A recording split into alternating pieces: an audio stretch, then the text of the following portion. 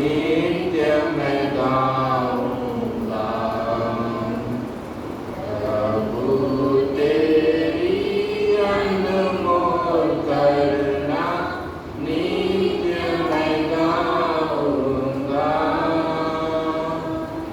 नित्य मैं गाऊंगा।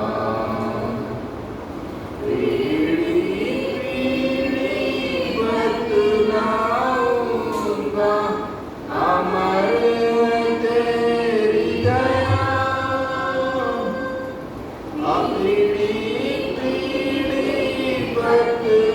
बतलाऊंगा अमर तेरी दया। अमर तेरी दया। कलवरी क्रूस पे लहू बहाकर वाचा स्थिर किया। वाचा स्थिर किया। कलवरी क्रूस पे लहू बहाकर वाचा स्थिर किया। वाचा समार किया। प्रभु तेरी अनमोल करुणा नित्य मैं गाऊंगा। नित्य मैं गाऊंगा। परीक्षा में तूने मुझको भरपूर जय देगा। परीक्षा में तू मुझको भरपूर जय देगा। भरपूर जय देगा। ना करके मुझको छुड़ाना विश्वास को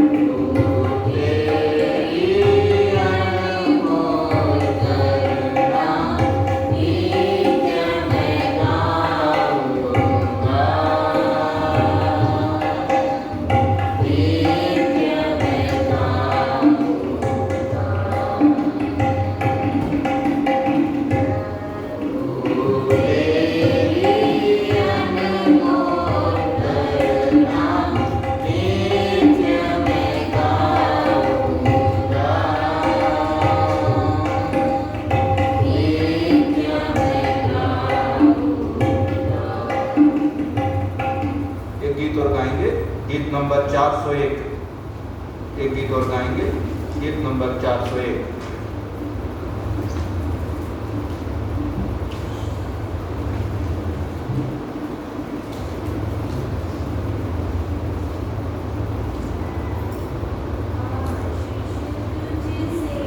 चाहते हैं हे स्वर्गीय पिता मंगलाते हैं, आशीष तुझसे चाहते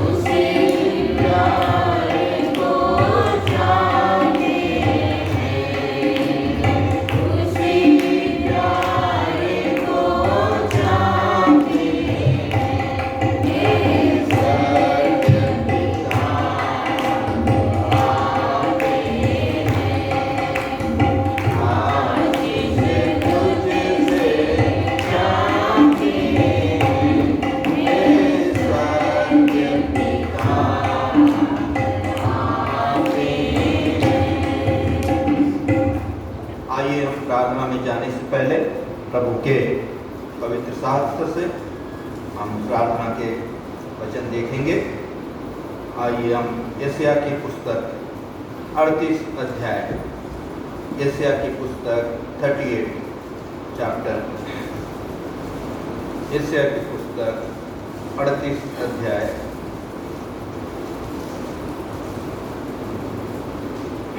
उसका 1 से लेकर 4 तक हम बदल कर पढ़ेंगे। एक मैं वचन पढ़ूंगा, आप एक पढ़िएगा। यशायाह की पुस्तक 38 अध्याय 1 से लेकर 4 वचन तक हम बदल कर पढ़ेंगे। యెషయా గ్రంథము 38వ అధ్యాయము 1 నుండి 4 వచనాల వరకు మార్చి చదువుకుందాం। ఒకటి నేను చదువుతాను, ఒకటి మీరు చదవండి, ఇట్లా మార్చి చదువుకుందాం।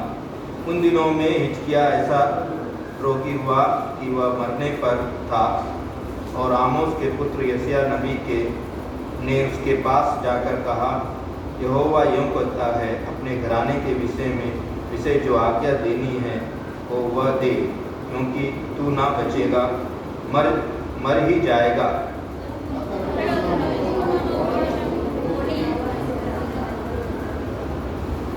हे यहोवा, मैं विनती करता हूँ, स्मरण कर कि मैं सच्चाई और खरे मन से अपने को तेरे सम्मुख जानकर चलता आया हूँ, और जो तेरी दृष्टि में उचित था वही करता आया हूँ। और हिजकिय्याह बिलख कर रोने लगा। प्रभु ये वचन आशीष दे। हम प्रार्थना करने के बाद वचनों को सुनेंगे। प्रेमी दयालु अनुग्रहकारी प्रभु, आपके चरणों में आते हैं। आज हम प्रभु कलीसिया की प्रार्थना में हम इकट्ठा हुए हैं प्रभु जी, और हमने पढ़ा है यशायाह की पुस्तक 38 अध्याय 1 से लेकर 4 वचन। इन पर आशीष दे प्रभु जी, और स्वर्गीय वचन दे। मैं तो प्रभु कमजोर निर्बल पात्र हूँ, आपका दास हूँ, आप अनुग्रह करें, दया करें, इन वचनों को समझाने की शक्ति सामर्थ्य दें। प्रार्थना की आत्मा हमें दे। हमारा समय आपके हाथ में सौंपते हुए हमारी प्रार्थना प्रभु यीशु मसीह के नाम से कर, आमीन।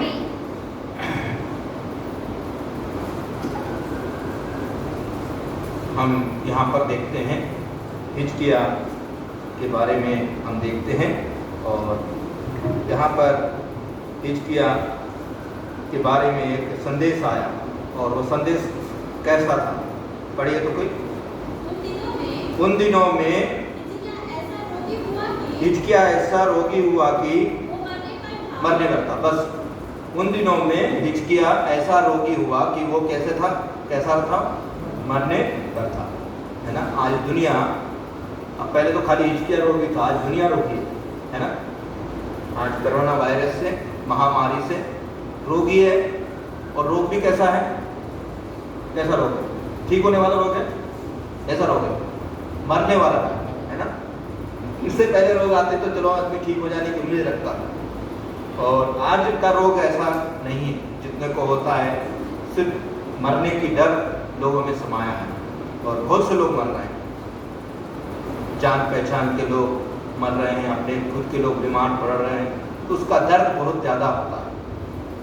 ये दुनिया में होने वाला रोग है, और ये हिजकिय्याह राजा को उन दिनों में अकेले को हुआ था ये रोग, और रोग भी कैसा था?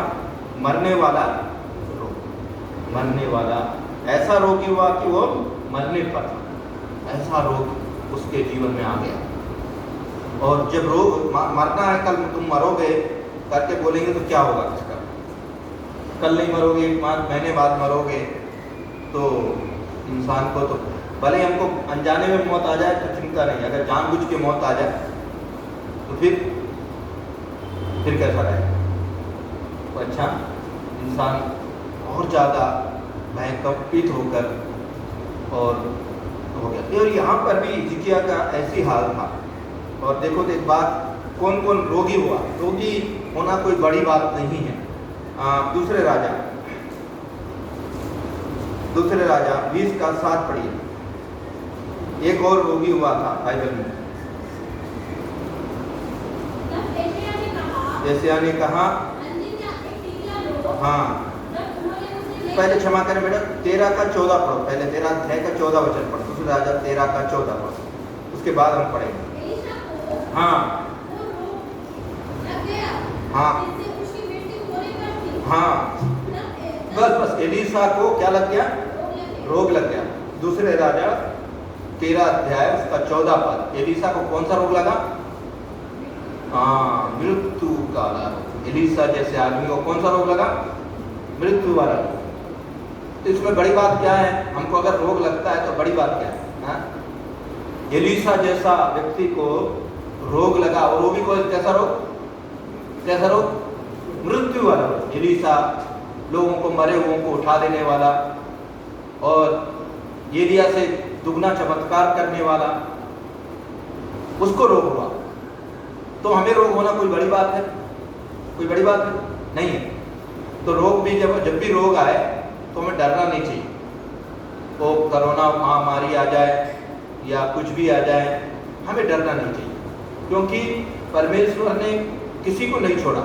और एलीसा को भी मरने का रोग लगा, एलीसा तक को मरने का रोग लगा। और ये रोग हमारे लिए जीवन में, हम हर आदमी को किसी न किसी तरह से, आज महामारी है तो कल कुछ और है, जीवन में कोई ना कोई रोग आकर इंसान को चले जाना है, और इस जीवन में डरना नहीं चाहिए। और रोग का इलाज भी परमेश्वर करता है। हिजकिय्याह जब बिलख बिलख कर रो रहा था, हिजकिय्याह को मरने का समय पास में आ गया, तो बोला भाई तू अपने घर को ठीक ठाक कर ले, तू मरने वाला है, तेरे घर को ठीक ठाक कर ले, जो बताना है बता दे, क्या क्या है तुझे मैं मौका देता हूँ, तो अपने घर को ठीक ठाक कर ले, अपने घर को ठीक ठाक कर ले।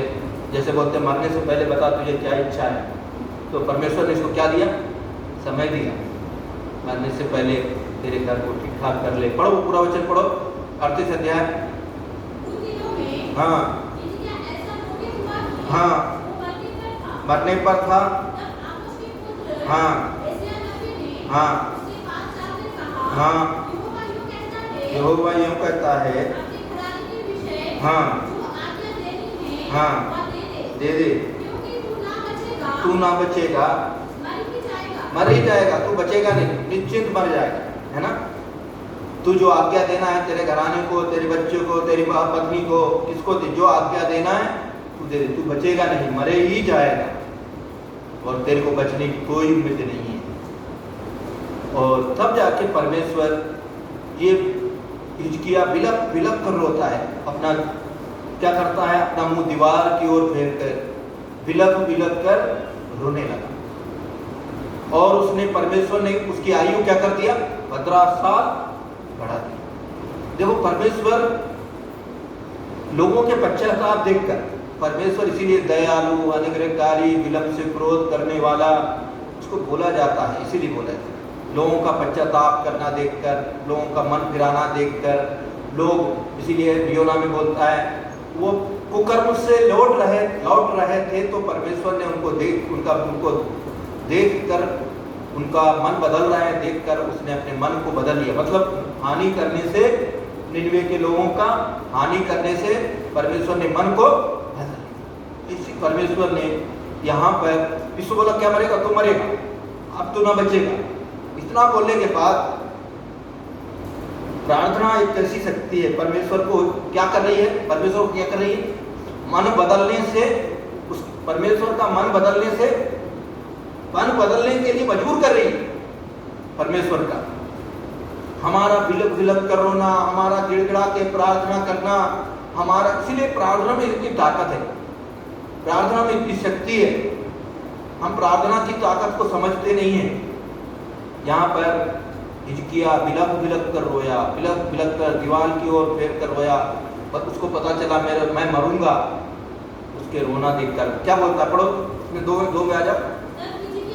हिजकिय्याह ने हाँ प्रार्थना करके कहा, हे यहोवा विनती करता हूँ, स्मरण कर। बस ये प्रार्थना कर रहा है, मेरी कराई को जानता है, मेरी सच्चाई को जानता है। परमेश्वर को उसने याद दिलाया, और आगे देखोगे तो परमेश्वर ने उसकी प्रार्थना सुन ली। लिखा है, हे हिजकिय्याह तेरी प्रार्थना सुन ली गई है, और तेरी आयु कितना वर्ष बढ़ा दिया गया है?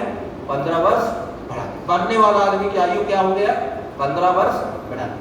मरने वाला का पश्चाताप होना चाहिए। किसका पश्चाताप होना चाहिए? मरने वाला का पश्चाताप। हम बोलते हैं लोगों को हॉस्पिटल में जाके, भाई तुम पापों को क्षमा कर मांग लो, पश्चाताप कर लो, लोग बीमार रहते हैं तो मन को बदल लो। इसलिए बोलते हैं कि मरने के बाद कम से कम उन्हें क्या मिलेगा?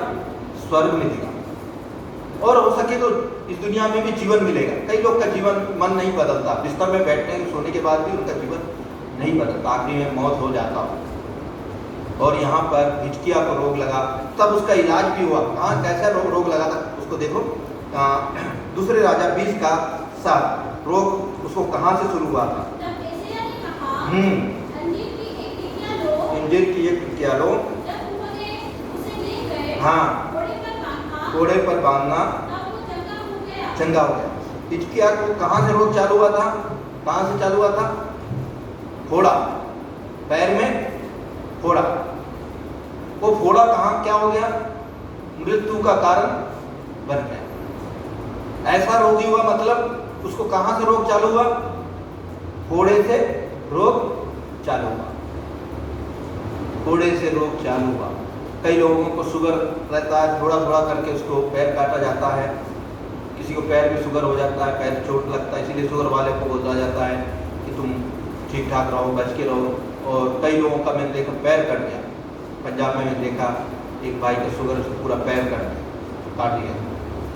तो वो क्या था? पैर में उसके भी फोड़ा लगा था उन दिनों में। वो कौन सा रोग है उसका नाम नहीं मालूम। उस फोड़े के कारण वो क्या करना वाला था? मरने वाला।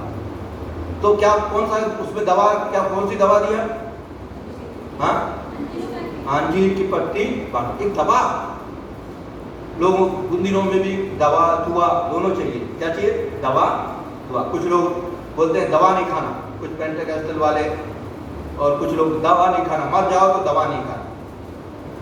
परमेश्वर ने दवा भी हमारे लिए दिया है, दुआ करने का हमारे अधिकार है, और मलहम पट्टी करना भी हमारा काम है। बहुत से लोग के जीवन में ये नहीं करते। एक पास्टर साहब कुत्ता काटा तो इंजेक्शन ही नहीं लगवाया, ऐसे ही पीऊँगा, और आखिरी में पास्टर साहब जब समय आया कुत्ते की तरह भुगतने लगा, लोग हंसने लगे, और उसके बाद उसको कमरे में रखा गया, चिल्ला चिल्ला के मर गया। हमने देखा हाल है, नहीं दिखाएंगे अस्पताल। अरे परमेश्वर ने हमें वैद्य दिया है, परमेश्वर ने हमें डॉक्टर दिया है, ये सब हमारे इलाज के लिए दिया है, और करना चाहिए प्रार्थना के साथ। तब यहाँ पर हिजकिय्याह ने प्रार्थना किया, तब उसको क्या लगाया गया?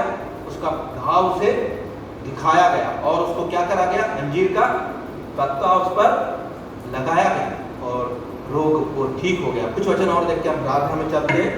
दूसरा इतिहास 32 का 24। कुछ रोगों के विषय में हम देखकर हम समाप्त करेंगे, जल्दी से पढ़िए। दूसरा इतिहास 32 का 24 से 26 तक।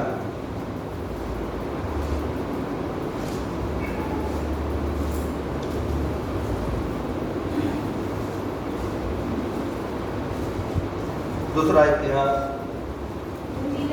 उन दिनों में हिजकिय्याह ऐसा रोगी हुआ कि वो मरने पर था। तब उसने यहोवा से प्रार्थना की, और उसने उससे हाँ, बातें करके उसके लिए एक चिन्ह दिया। परंतु हिजकिय्याह ने उसे हाँ, वो कर का बदला ना दिया, हाँ, क्योंकि उसका मन हाँ, फूल उठा था। इस कारण उसका कोप उस पर हाँ, और यहूदा और यरूशलेम पर बढ़ा। तब हिजकिय्याह यरूशलेम के निवासियों समेत हाँ, अपने मन के फूलने के कारण हाँ, दीन हो गया। हाँ, मन के फूलने के कारण क्या हो गया? दीन हो गया। हिजकिय्याह दीन होना हो गया। हमको प्रार्थना करने वालों को कैसा होना चाहिए? दीन होना चाहिए। दीनता हमारे लिए जरूरी है। इसलिए एक और प्रार्थना की अपने रोग से बचाने के लिए। दूसरा शमूएल 12 का 15। दूसरा शमूएल 12 का 15। एक और ने प्रार्थना किया। दूसरा शमूएल 12 का 15। नातान अपने घर चला गया।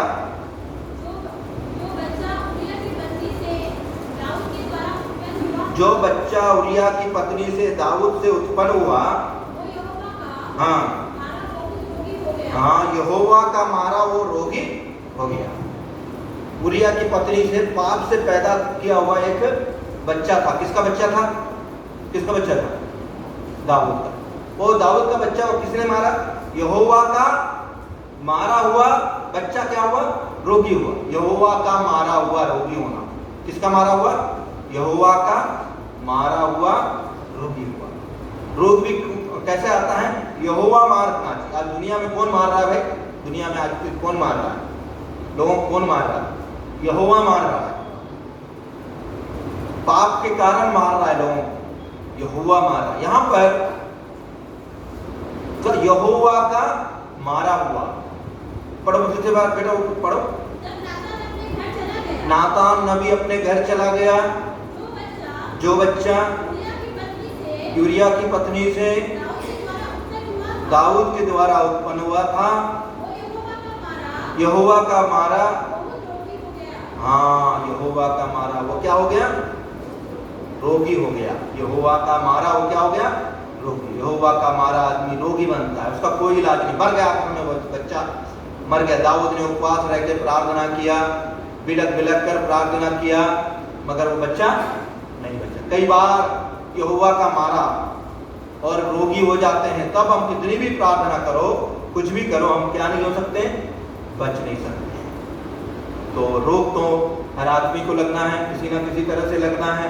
एलिशा जैसे को मरने का रोग लगा, और रोग लगा, और रोग भयंकर स्थिति है लोगों की, और परमेश्वर के लोग इससे ध्यान रखना चाहिए। एक बात पढ़िए, पहले राजा क्षमा करें, यिर्मयाह की पुस्तक 16 का 4। इन दिनों में कैसे रोग इस दुनिया में आ रहे हैं। यिर्मयाह की पुस्तक 16 का 4। अंत के दिनों में, हाँ, उनके विषय में यहोवा यूं कहता है, हाँ, वे बुरी बुरी बीमारियों से मरेंगे। बस क्या, कैसे मरेंगे? आज का दुनिया में लोग कैसे मरेंगे? बुरी बुरी बीमारियों से मरेंगे। बुरी बुरी बीमारियां कोई नहीं समझ सकता है। 2019 में संसार में, विश्व में, एक भारत देश में नहीं, विश्व में कोई को नहीं पता कि कोरोना दुनिया में इस तरीके से आएगा। ये रोग कोई अच्छी रोग है क्या? इससे पहले रोग हुआ करता था तो किसी को अस्पताल ले जाते थे, 4 दिन उसके पास रहते थे, मगर ऐसा नहीं है आज का रोग। कोई उसके पास रह नहीं सकता है, कोई उसको छू नहीं सकता है, मरने के बाद उसे छूना भी नहीं है। ये कौन सा रोग है भाई? ये कौन सा रोग है?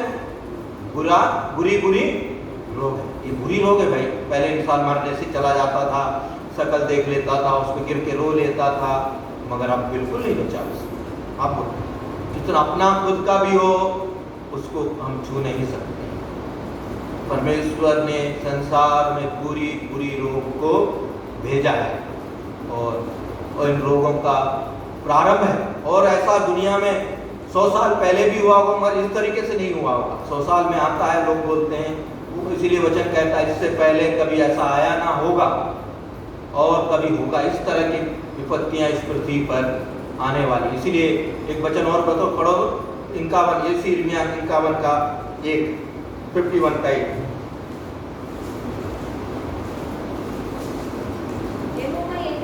यहोवा ये कहता है,